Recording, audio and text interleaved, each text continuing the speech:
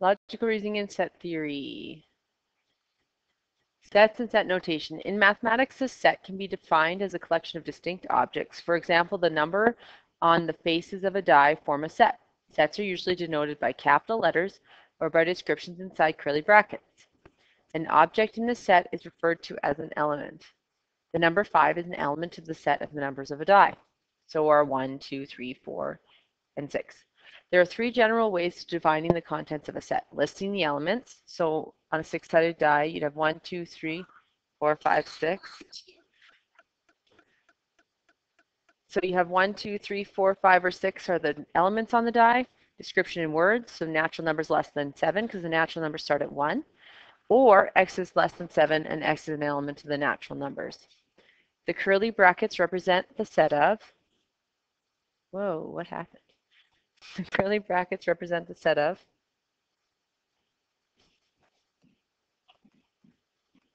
and this up and down arrow is such that, and then E represents a member of, or X is an element of. And the number of elements in a set A is written as little n of A. So the number of elements in A is 6, because there are 6 elements, 1, 2, 3, 4, 5, and 6.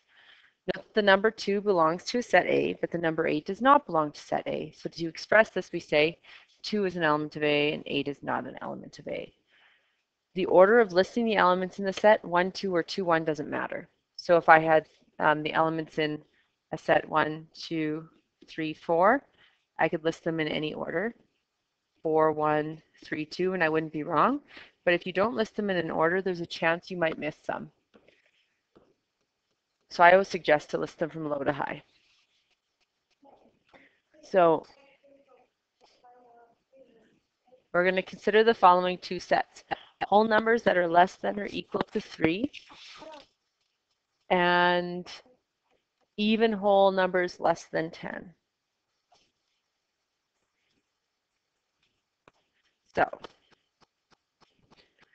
even whole numbers less than or equal to 3. Whole numbers are the numbers that start with a whole. So whole numbers start at 0 and 1, 2, 3, etc. to positive infinity. So whole numbers less than or equal to 3 would start at, so I was listed them, P is going to have, it says here, list the elements of each set. So P is going to have 0, so the set of 0, 1, 2, and it's less than or equal to, so it equals 3. Q is going to have the elements even whole numbers less than 10. So we're going to start off with 0, 2, 4, 6, 8. We aren't going to include 10 because it says less than 10. So on a diploma, I would guess that they wouldn't use even whole numbers. They'd use odd whole numbers so that you're not guessing if 0 is included or not as an even number. I know 0 makes numbers even, but 0 is kind of a neutral number. So for this case, we're going to count it as an even. So n of p, whenever you see this little n in front, why we would use that is if we want like to have all the elements in p, but say they wouldn't fit in numeric response box. So if they said n of p, then it would be 4. Yeah, Lundy, go be quiet. Okay, so if you have n of p, that's the same as saying number of elements in set P. That's this. So the number of elements in set P would be 4. There are 4 elements, 0, 1, 2, and 3. The number of elements in Q are 0, 2, 4, 6, or 8. So there are 5 of them. Now I wouldn't be able to write them down in a numeric response box because the numeric response box only has 4 boxes and there are 5 numbers. I'm doing this podcast with my 5-year-old in the room, so sorry guys. Write each set using set builder notation. I'm not too concerned about that. And we'll skip D for now. Okay. So this is the big terminology where it comes in. So Betty is defining sets using non-negative single-digit numbers. So that's going to be her universal set. So down here we have the universal set. So within the context of any problem in set theory, there's generally is some larger set that we have in mind. We refer to this as the universal set. It is the set that contains all of the elements under consideration and relevant to the problem. So if we don't actually list a universal set, then every number in the world would exist, and therefore it'd be harder to write out. But if we define our universal set as some subset that's smaller than all the numbers in the world, it makes it a little easier for us to restrict those numbers so that our sets and elements aren't as many in a set. So it is the set that contains all of the elements under consideration relevant to the problem. So state the universal set for the example above, and we state it as a capital U, so like this, U with 2 lines, the universal set. So that's all the elements that we're going to consider and only the ones that we're going to count. So Betty's defining sets using non-negative, so they can't be negative, single-digit numbers. So we can't have 2 digits like 10 or 20, can't have more than that. So from the list of non-negative single-digit numbers, she defines the following sets. So she has all those sets, but her universal set are single non-negative single-digit numbers. So we have 0, 1, 1, 2, 3, 4, 5, 6, 7, 8, 9. Can't have 10, it's a double digit. So the numbers that we can only look at for any of our sets that were listed above are the numbers 0 to 9. So the whole numbers from 0 to 9.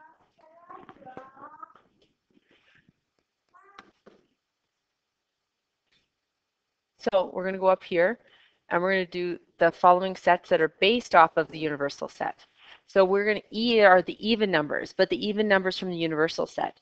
So we're going to include 0 this time as an even number. So 0, 2, 4, 6, 8. So those are my numbers that are in the set E. In the set L are the whole numbers less than 7. So less than 7 means not including 7, and whole numbers meaning starting at 0. Because the whole numbers start with the number with the whole. So 0, 1, 2, 3, 4, 5, 6. But not 7 because it says less than 7. And then O are the odd numbers less than 7. So we can't count 7. So 1, 3, and 5. So set E contains 0, 2, 4, 6, and 8. If I wanted to N of E, or the number of elements in E, there are 1, 2, 3, 4, 5 elements. If I wanted the number of elements in L, I could just ask you for the number of elements in L. Or I could put N of L, but they often just say the number of elements in L. 1, 2, 3, 4, 5, 6, 7 of them. And then the number of elements in O, which they would usually say the number of elements in O, there are 3. 1, 3, and 5. There are 3 of them. Okay, then we go to what a subset is. A subset is a set. A subset of a set is a set that contains some or all or possibly none of the elements from a previously defined set. All sets we deal with in a problem must be subsets of the universal set, and every set is a subset of itself. In set notation, the symbol this little sideways kind of U or C, longer C, represents the relationship between sets. For example, set E is a subset of the universal set. What the heck does subset mean? Subset means that everything in this set, so say we say E is a subset of the universal set, what we're saying is every element in E will be found in U. So E has 0, 2, 4, 6, or 8. And U contains 0, 2, 4, 6, and 8. It also contains more. It can contain more, but it can't contain less than E. So everything in E must be in U in order for E to be a subset of U. So E is a subset of itself because everything in E is in E. Okay? O is a subset of the universal set as well because O contains 1, 3, and 5. And the universal set has 1, 3, 5, and more. So that's good. So here we have, is set E a subset of set L? Is set E a subset of set L? So E is a subset of L. So that means everything in E must be in L. Okay? So E contains 0, 2, 4, 6, 8, and L contains 0, 1, 2, 3, 4, 5, 6. Is everything in E and L? So E has 0, L has 0. E has 2, L has 2. E has 4, L has 4. E has 6, L has 6. E has 8, L does not have 8. So because E has 0, 2, 4, 6, and 8, and L does not contain 8, E is not a subset of L. Everything in E must be in L. L can have more, but L has to have at the very least everything in E. Set O is a subset of L, which is a subset of U. So let's see if that's true. O is a subset of L. That means everything in O has to be in L. O contains 1, 3, and 5. L contains 1, 2, 3, 4, 5, 6. Oh, and 0, sorry. Okay. O has 1, L has 1. O has 3, L has 3. O has 5, L has 5. So everything in O is in L, so this is true. O is a subset of L. And L is contained within a universal set, so L is a subset of the universal set, which is true. But L is not a subset of O, because everything in O is in L. L contains 1, 3, and 5, but everything in L is not contained within O. So just because one thing is a subset of the other doesn't mean it works backwards. Okay, another definition, the empty set. The empty set is a set that contains no elements. The empty set is a subset of every set. Okay, so if elements contain nothing in common, they'll be empty. So if I said O, what's common between O and E? So O has 1, 3, and 5. E has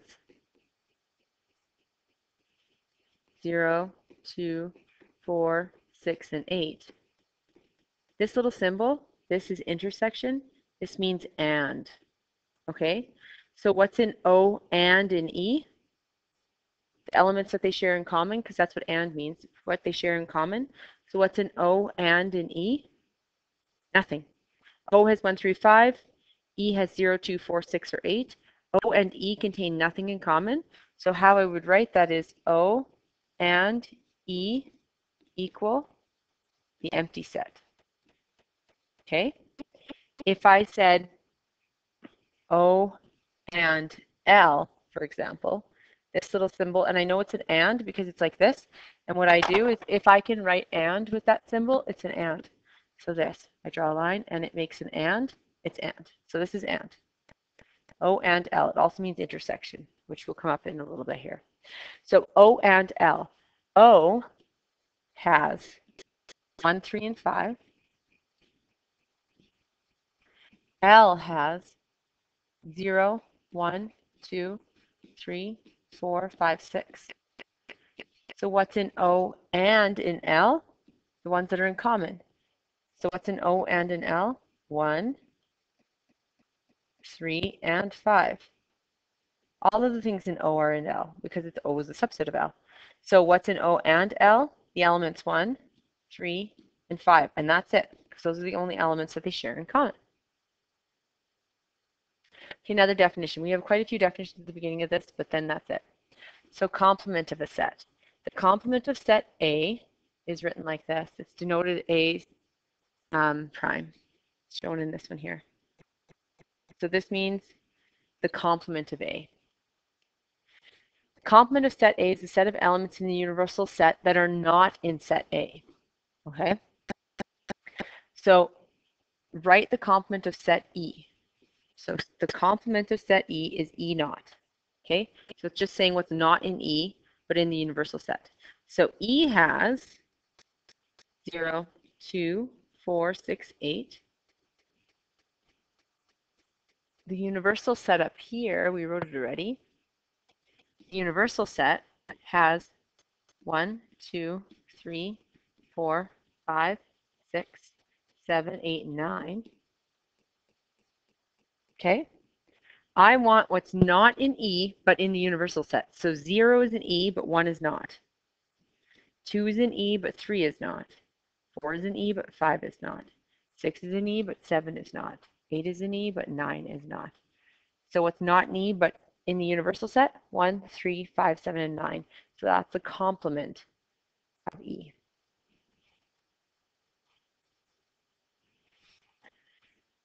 So we're looking at class example 2. Consider the following two sets. The natural numbers. Remember, as a side note, natural numbers are what you naturally start counting as a child. When you're little. When you're little, what do you naturally start counting? You don't start naturally counting a 0. That's a whole number. When you naturally start counting when you're little, you start at 1. 1, 2, 3, 4, and you keep going until you can't remember. But the natural numbers keep going to infinity. So this one says, consider the following two sets. A are the natural numbers less than 20 that are divisible by 3. If you're divisible by something, it means you can divide by that number and you wouldn't get a decimal. So 3 is divisible by 3 because 3 divided by 3 is 1. 6 is divisible by 3 because 6 divided by 3 is 2. 7 is not divisible by 3 because 7 divided by 3 is a decimal. Okay, so we want the natural numbers less than 20. So that's the only numbers we can look at, 1 to 20, that are divisible by 3. Okay, and then we want the natural numbers less than 20 from 1 to 20 that are divisible by 5. So like 5, 10, 15, etc. Explain why the set of natural numbers less than 20 is a suitable universal set. Why are the natural numbers less than 20 a suitable universal set? Well, that's because that's where the two sets overlap.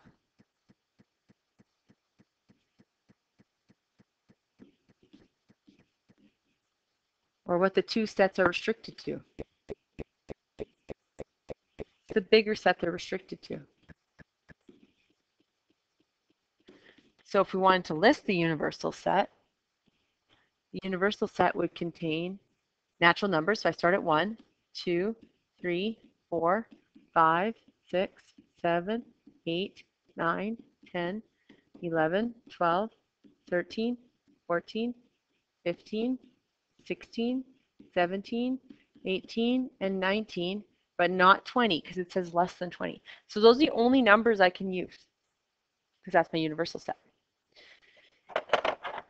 List the elements in the following sets. So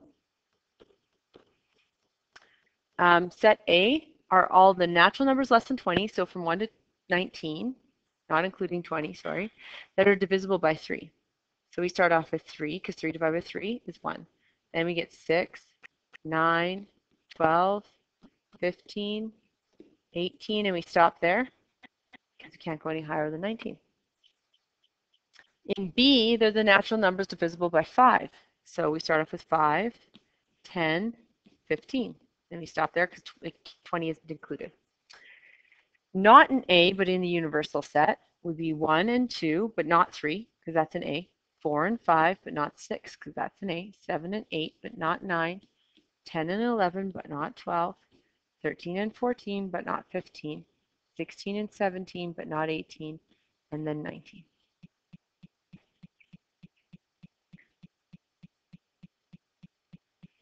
So write a description of the elements in the complement of set B in words.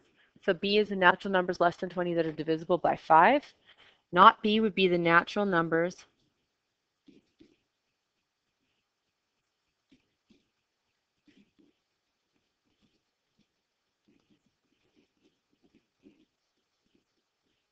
less than 20, not divisible by 5.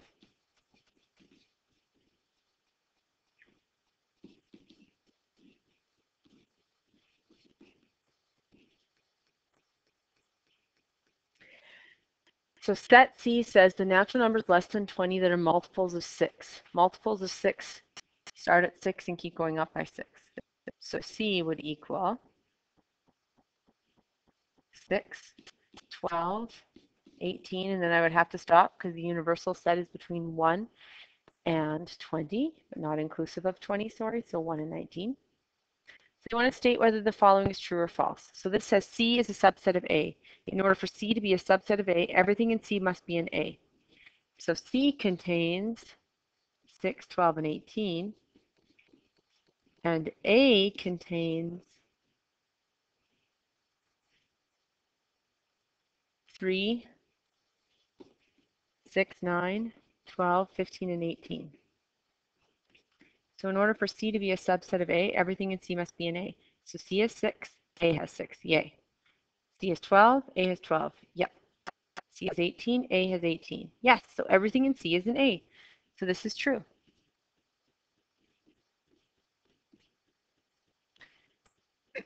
C is not a subset of B.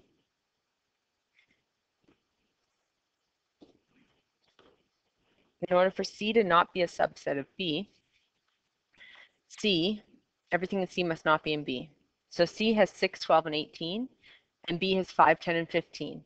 Nothing in C is actually in B, so this is true. C is not a subset of B. Not A is a subset of not C. Well, in order to do that, we actually have to list them. So not A we have listed above, 1, 2, 4, 5, 6, or 1, 2, 4, 5, 7, 8, 10, 11, 13, 14, 16, 17, and 19. Not C would be 1, 2, 3, 4, 5, 7, 8, 9, 10, 11, 13, 14, 15, 16, 17, and 19. So is everything in not A in not C? Well, not A contains 1, 2, 4, 5, 7, 8, 10, 11, 13, 14, 16, 17, and 19. So I have to see. Is everything in not A in not C? So not A has 1, so does C. Not A has 2, so does C. Not A has 4, so does C. Not A has 5, so does C. Not A has 7, so does C. Not A has 8, so does C. Not A has 10, so does C. Not 11 has 11. Then not A has 13, 13. Not A has 14, not C. Not A has 16, not C has that. Not A has 17, 17. Not A has 19, 19. So not A, everything in not A is contained in C, so this is true. Not A is a subset of not C. However, not C would not be a subset of not A because everything in C is not in A. Then you can complete the assignment questions from 1 to 7. Then we're going to go on to intersection and union. So we will use an example on the previous page to introduce further terminology used in the set theory. So we have evens, which is 0, 2, 4, 6, or 8. L is 0 to 6. O is 1 to 1, 3, and 5. Okay, so we had those sets up here, way on the previous page actually. Okay, so the intersection of set A and set B is a set called A and B, and it is denoted as A and B. And remember I told you, if this symbol in between, you can put a line and it writes and, it's the and symbol. It means intersection, and it is written on your formula sheet as this symbol, meaning intersection, which also means and, because we can write the word and. So write this intersection of sets E and L and use proper terminology. So we're going to go E and L, or E intersection L. So those are the elements that are common between the two. So it is the set of elements that are members of both set A and B. So it has to be in both A and B in order for us to list it. Okay, so in this case it's E and L, so it has to be in E and L in order for us to list it. So 0 is in E and L, 2 is in E and L, 4 is in E and L, and 6.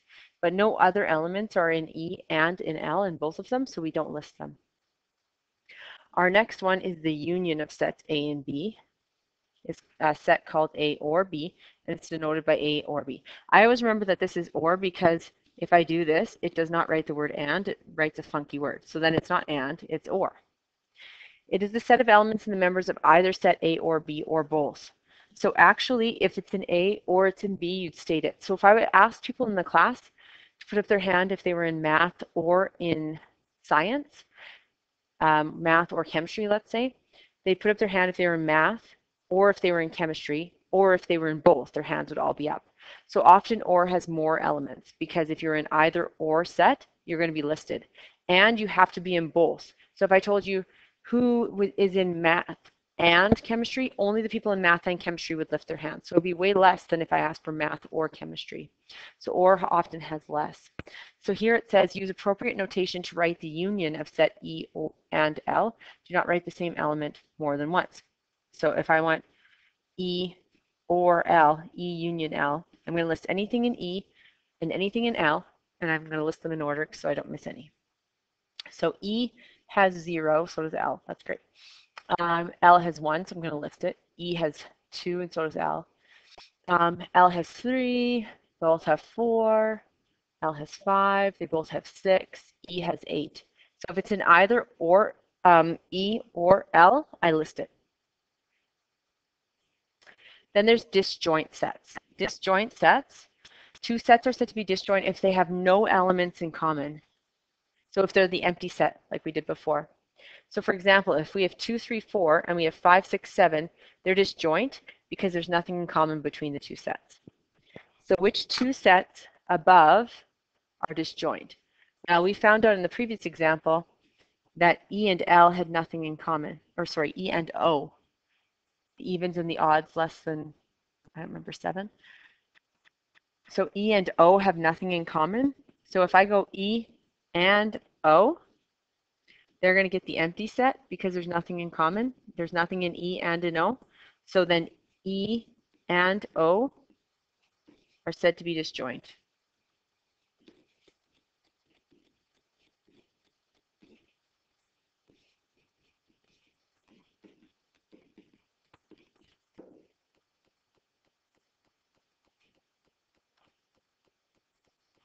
Last example. And then it's the assignment.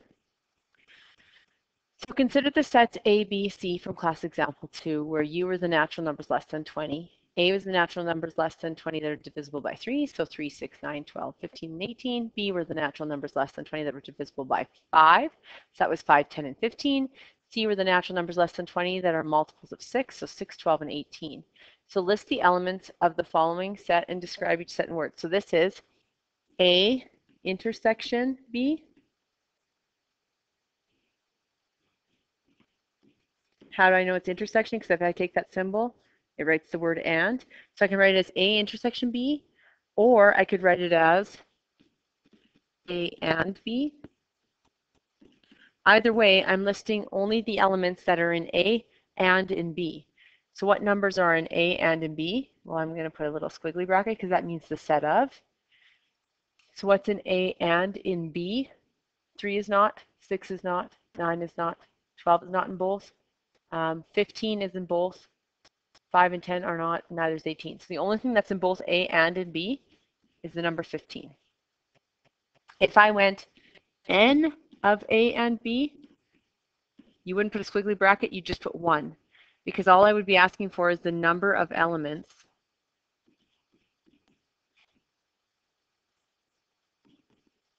in A and B. Well, there's only 1, it's 15. So differently distinct on how I'm asking the question. If I say A and B, you have to list what's in it. If you say the number of elements in A and B, you tell me it's 1. Okay. Then we have A union B.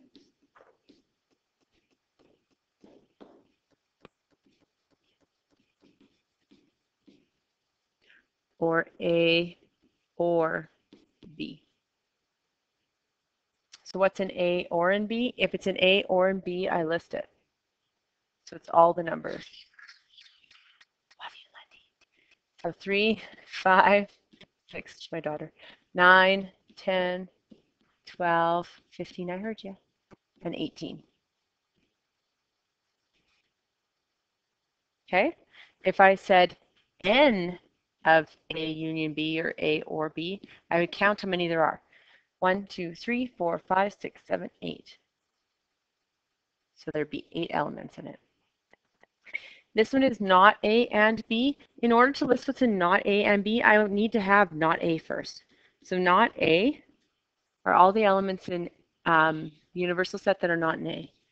So 1, 2, 4, 5,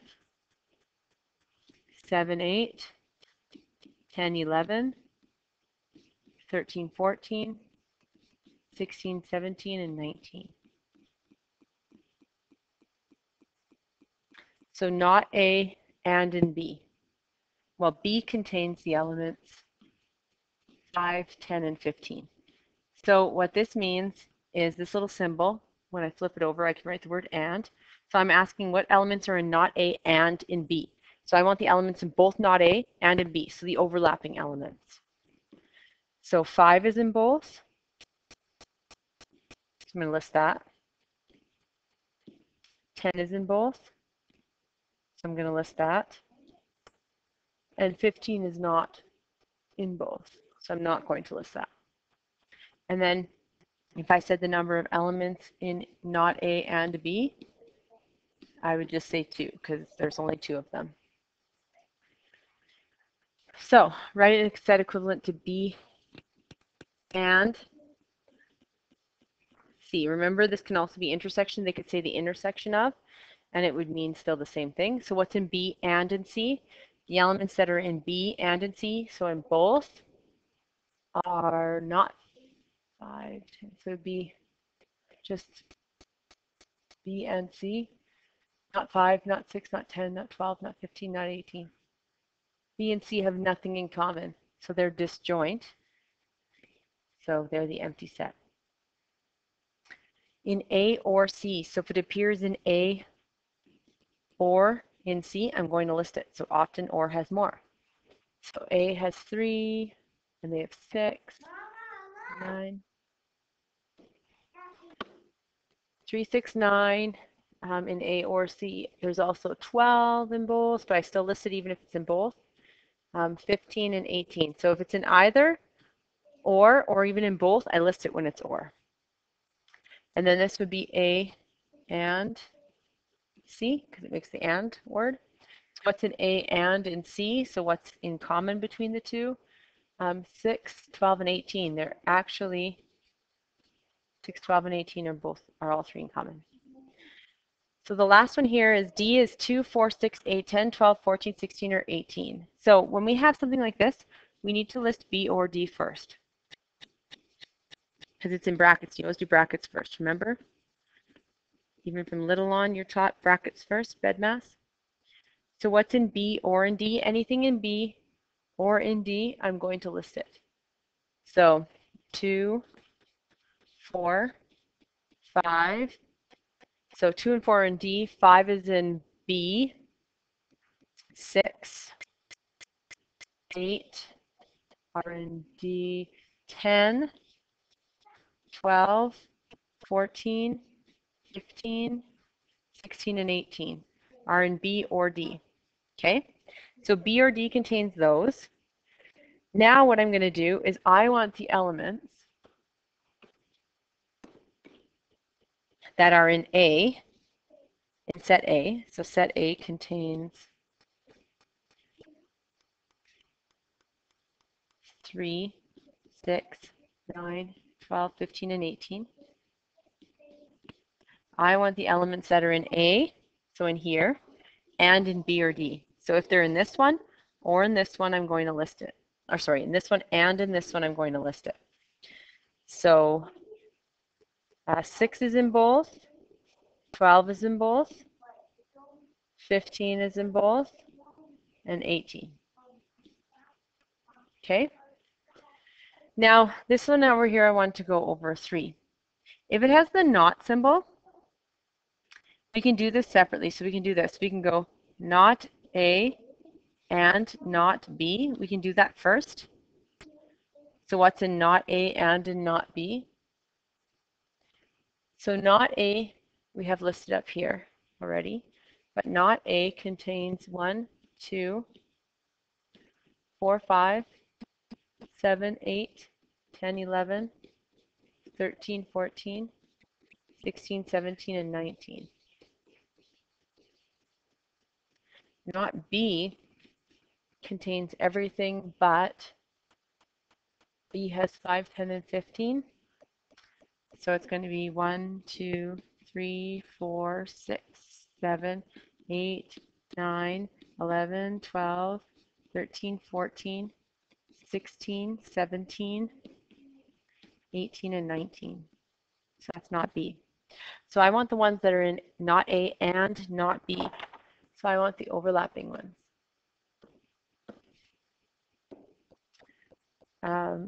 So 1 is in both, 2 is in both, 4 is in both, not 5, 7 is in both, 8, not 9, 11 is, 13, 14, 16, 17, and 19. So what's not in A and B, not B, would be 1, 2, 4, 7, 8, 11, 13, 14, 16, 17, and 19. That's a good answer. However, there's a little not symbol out here. So I want what's not in not A and B. So I want everything that's not in this. So my answer in the end is going to be not 1 and 2, it's going to be 3. Not 4, it's going to be 5, 6. Not 7, 8, it's going to be 9, 10. Not 11, 12. Not 13, 14, 15. Not 16, 17, and 18. And then you'll do the rest of the questions. So that's the lesson for today. There are 2 more.